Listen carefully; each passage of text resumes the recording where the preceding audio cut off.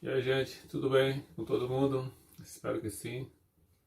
Estamos aqui mais uma vez para tratar de um assunto de sua importância, como todos os demais.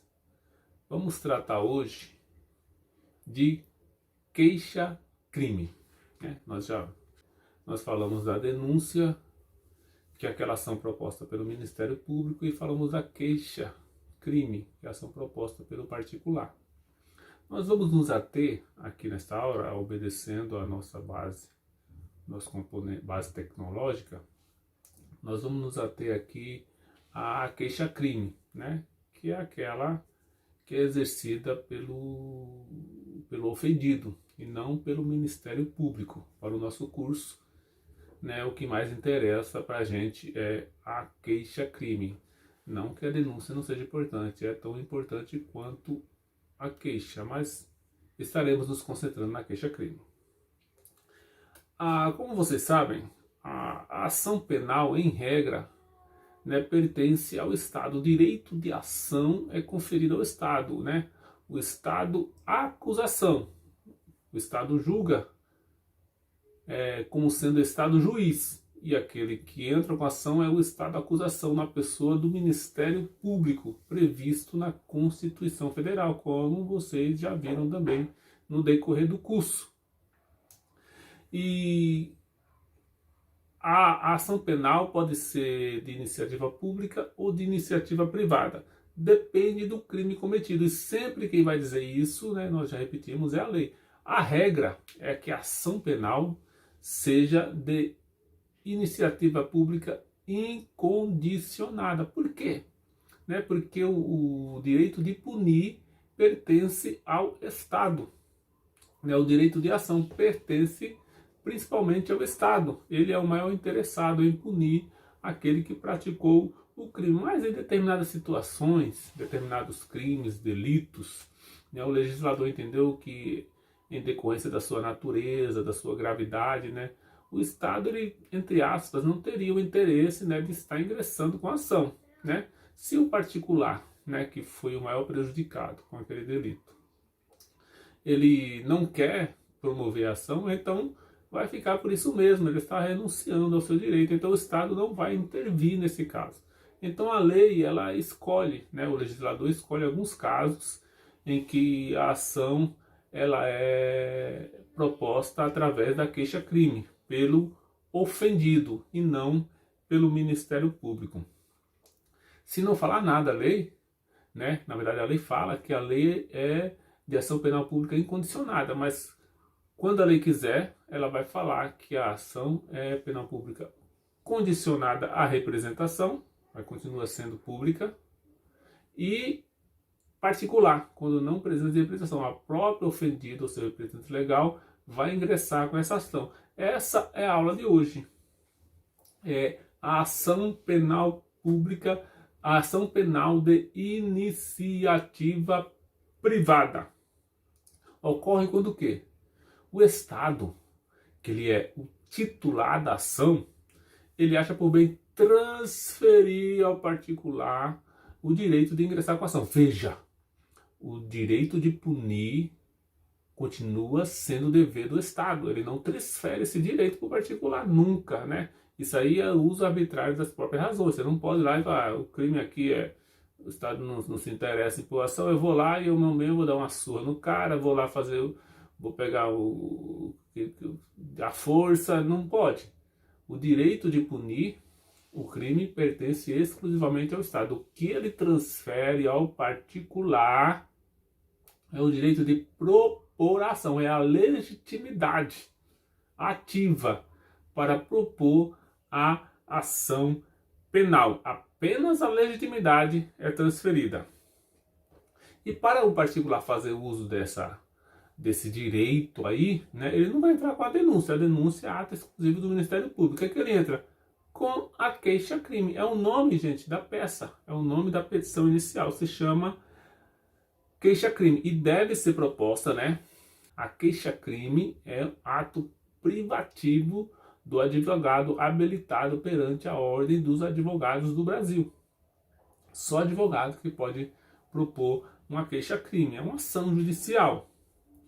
E a lei fala, artigo 44, gente, uma coisa interessante, que na procuração que é outorgada ao advogado, ele deve especificar, né, a imputação criminosa que está fazendo àquela pessoa. Tem que estar lá escrito na procuração, não pode ser uma procuração geral, como as pessoas costumam usar em matéria civil, para outros casos. Não, a procuração, artigo 44, vocês vão ler lá, diz que deve ter a menção do fato criminoso, né? A procuração para o fim de propor ação, queixa-crime em face de fulano de tal por ter praticado em tese o crime de roubo. O crime, né, de roubo não, porque roubo é ação penal pública incondicionada. O crime de difamação, crime de injúria, tem que estar constando na procuração. Tem uma exceção.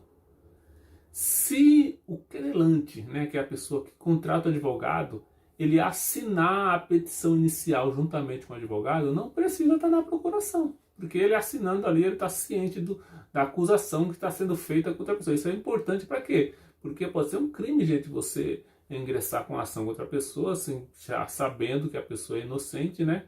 É um crime de imputação criminosa, é a calúnia contra aquela pessoa. Então a pessoa, o advogado, né, isso é até bom para resguardar, né, o advogado. A pessoa dizer, não sabia disso daí. Eu entrei em procuração para entrar com a revisão de aposentadoria. Não, está lá escrito na procuração. Ou está lá escrito na procuração, ou a pessoa. Na verdade, gente, eu acho interessante aqui entre nós, eu e você, qualquer tipo, né, de ação, né, pedir para o cliente assinar, né? Reclamação trabalhista, pede para o cara assinar, ele vai ler e vai assinar. Porque às vezes acontece, o cara fala, não pedi isso daí, né? É lógico que o advogado tem fé pública, né? Dependendo da situação, mas a melhor coisa a fazer é falar para a pessoa assinar, ó, assina aqui, ó, lê aqui, ó, é isso mesmo que você quer? Então assina. O advogado não gosta muito de fazer isso, não quer que o cliente que veja o que ele está fazendo, mas na verdade isso aí demonstra boa fé do advogado, que ele está falando apenas. Ele está sendo apenas a boca do cliente, né? Quem está falando é o cliente. Então que ele assine a petição. Acho que é muito bom isso daí fazer, pegar como um costume, para não ter nenhum problema depois. Lembrando, gente, que com a morte, né, do ofendido, né, esse direito de queixa, ele se transfere ao CAD. Lembra do CAD? Artigo 31 do Código de Processo Penal. Cônjuge, ascendente, descendente e irmão. Esses quatro eles podem substituir o ofendido que faleceu, que se extinguiu, que desapareceu na propositura da queixa-crime. Gente, existe um prazo? Tudo no direito existe um prazo. O cara não pode ficar eternamente depois de 20 anos, né, que ele soube que o crime foi praticado e entrar com a queixa-crime. Não. Existe uma coisa chamada decadência. É quando, no linguajar comum aí, caduca o direito da parte em ingressar com a ação. E a lei fala, gente, que esse prazo de decadência é de 6 meses a partir do conhecimento do autor do crime, né? Porque não adianta você saber que houve o crime e você não sabe quem é o autor, né? Está se investigando ainda, tem um inquérito policial em andamento, mas a partir do momento que você sabe quem é o autor, não existe mais desculpa para você postergar. Se você quer processar a pessoa, você vai entrar com a queixa-crime. Mas mesmo assim, a lei te dá um prazo de 6 meses para você angariar mais, pensar bem, pensar melhor, ver os prós, os contras, né? E ingressar ou não com a ação. Existem duas exceções que eu vou passar aqui para vocês, está no nosso material. Primeiro, artigo 236, parágrafo único do Código Penal. É um crime aí dificilmente acontece, mas acontece. Crime de induzimento a erro essencial e ocultação de impedimento ao casamento, né? A pessoa que vai casar com outra, ela induz ela em erro essencial sobre a pessoa. Isso aí vocês veem em direito de família, né? E ele é impedido, ele não pode casar com aquela pessoa, mas ele oculta esse impedimento e celebra o casamento. O prazo aí acontece quando? Quando você entra com processo, quando alguém entra com processos legitimados de acordo com a lei civil, entra com esse processo aí para anular o casamento. né? Porque não podia ter casado aquela pessoa. Então, quando sai a sentença que anula o casamento, aí sim começa os 6 meses para você entrar com a queixa em relação a esse crime. Porque enquanto não sai a sentença anulando o casamento, o casamento em tese é válido, não tem impedimento nenhum, então não tem por que você processar a pessoa. Mas quando sai a sentença dizendo que o casamento é nulo porque foi omitido um erro essencial ou impedimento, quando sai a sentença, começa o prazo de 6 meses para você ingressar com a ação. E os crimes contra a propriedade imaterial, a lei também fala, artigo 529, que é de 30 dias. Prazo pequeno. 30 dias a partir do quê? Da produção do laudo. Crime contra a propriedade imaterial, gente, é aquele negócio de marcas, patentes, desenho industrial. Então, para provar que houve, né, essa violação desse direito intelectual, é produzido um laudo, né? Aqueles até essas tampinha de detergente, essas coisas, tudo aquilo é desenho, é protegido. Então a pessoa faz uma contrafação, né? E faz uma parecida, faz igual, né? Ele imita. Não pode, aquilo está patenteado. Não, mas para provar isso precisa de um laudo. Então da parte que sai o laudo no processo civil, gente, de que houve aquela contrafação, aquele crime, aquela violação do direito imaterial, da propriedade imaterial, tem 30 dias para ingressar com a queixa-crime. Lembrando que prazo decadencial, gente, não se suspende, não se interrompe. É um prazo, é um trator a decadência. Passa por cima de feriado, de fim de semana, você pode estar com pandemia, Covid, nada suspende o prazo decadencial. É 6 meses, ou dependendo do caso, 30 dias, sem nenhuma interrupção. Precisa tomar muito cuidado com o prazo decadencial. É dia útil, não, tem isso, decadência é decadência. Gente, a ação penal de iniciativa privada pode ser de 3 tipos. Primeiro é a normal, é aquela propriamente dita ou exclusivamente privada. É proposta pelo ofendido ou por seus representantes, pelo CAD, em casos normais. Aí tem ação que se chama personalíssima. Por quê? Ela é diferente, é demais. Ela tem uma coisa de foro íntimo da pessoa. E quando você aplica um caso, aquele caso que nós vimos do casamento, ocultação de erro essencial ou impedimento, só o cônjuge prejudicado pode ingressar com a ação. Se ele morrer, morreu a ação, né? O cara está livre de um processo criminal. É a chamada ação personalíssima. É mais do que pessoal, mais do que privada. E terceiro, tem aquela privada subsidiária da pública, que nós já tratamos com vocês também. É quando a ação compete a quem? Ao Ministério Público. É uma ação penal pública incondicionada ou condicionada à representação. O Ministério Público tem um prazo, né? 5 dias é o preso, 10 dias é o solto para entrar com a ação. Se ele não entrar, a pessoa pode ingressar com a queixa-crime subsidiária, entendeu?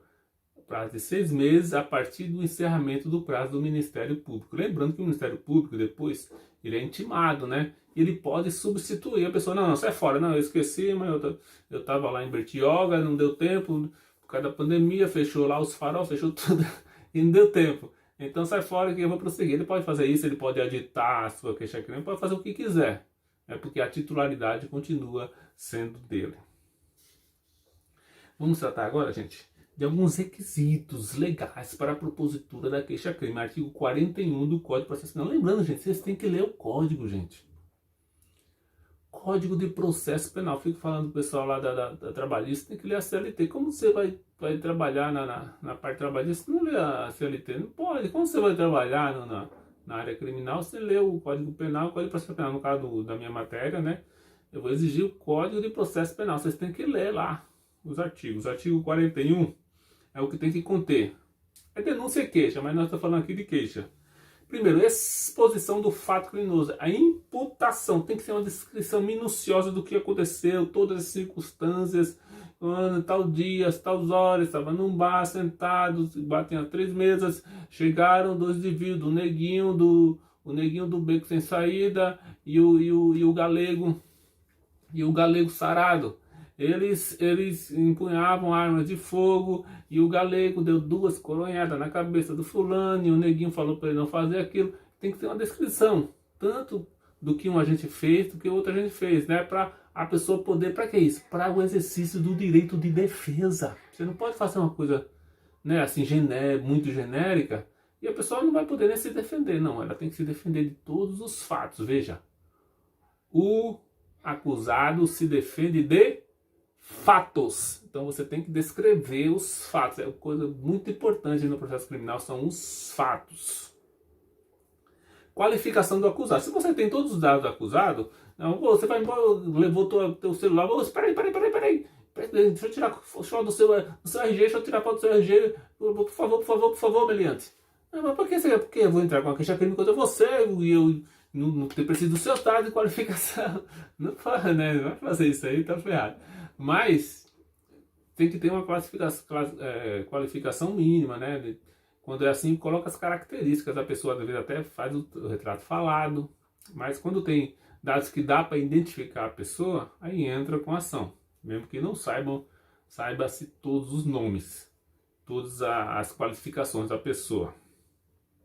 Classificação jurídica do crime. Outra coisa, você tem que indicar o dispositivo legal. Aí sim, entra o dispositivo legal. Praticou um crime de injúria, praticou o crime de calúnia, no caso de queixa, crime subsidiário da pública, praticou o crime de homicídio, tipificado no artigo 121 do Código Penal. Você tem que colocar lá a classificação jurídica, mesmo que a pessoa não seja condenada por aquilo. Pode acontecer de mudar isso daí, de ficar provado que é outro crime, mas na inicial você tem que colocar. Rol de testemunhas, né? Na justiça civil, né, ele fala assim, nesse sistema, protesta pela produção de todos os meios de prova em direito permitidos. Todo advogado coloca isso na petição. Às vezes temos que colocar. No procedimento sumário que existia, que acabou com essa reforma do CPC, já tem que colocar o rol de testemunhas, que era um procedimento mais, entre aspas, mais célere. Mas agora não. Lá na frente o juiz vai perguntar se quer produzir prova oral e você vai rolar testemunhas. Mas aqui no crime não. Você tem que já na inicial colocar todas as testemunhas que vão ser ouvidas para provar a sua versão dos fatos.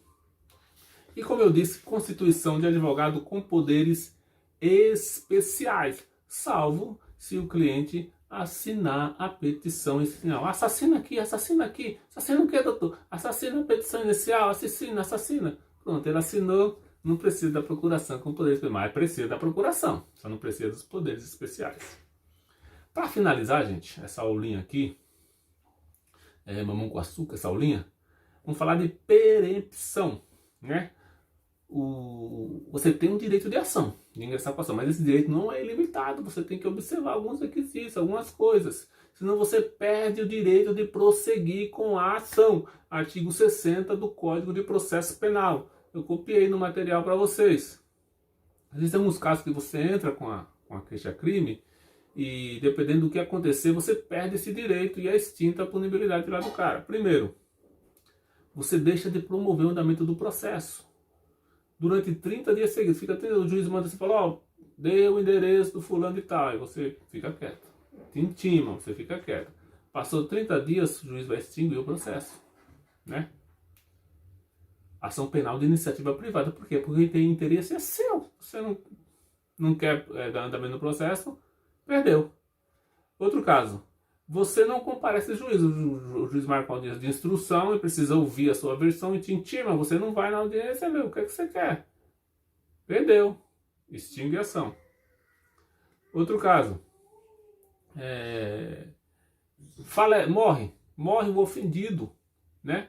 E nenhum dos seus representantes se apresenta para prosseguir no processo, né? O CAD não se apresenta, o CAD fica calado. Aí extingue o processo também, porque falta interesse.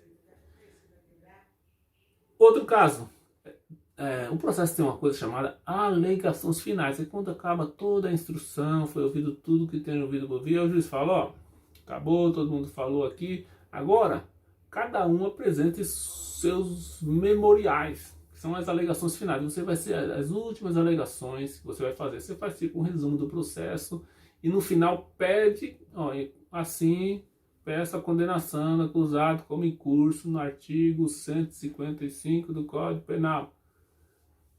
A lei fala que você tem que pedir isso aí. Se você não pedir, presume que você não quer que o cara seja condenado. Eu acho, né, tem uns entendimentos doutrinários que você não precisa pedir claramente. Se der para entender nas alegações finais que você quer a condenação, então não é o caso de proibição. Mas a lei fala que você tem que pedir a condenação. E por fim, quando quem propõe a queixa-crime é a pessoa jurídica, e essa se extingue. Se extingue, acaba a pessoa jurídica, não deixa a sucessora, acabou. Acabou o processo. A mesma coisa da pessoa morrer e não deixar representante. Acabou. Esses são os casos de proibição. E, gente, o básico de queixa-crime é esse, para vocês, né, iniciarem na vida prática. O resto vocês aprendem na prática. E lembrando que a denúncia, né, cabe ao Ministério Público. A queixa-crime é aquela proposta pelo ofendido. Espero ter aí alcançado o objetivo em relação a essa aula e espero vocês na próxima aula, se Deus assim permitir.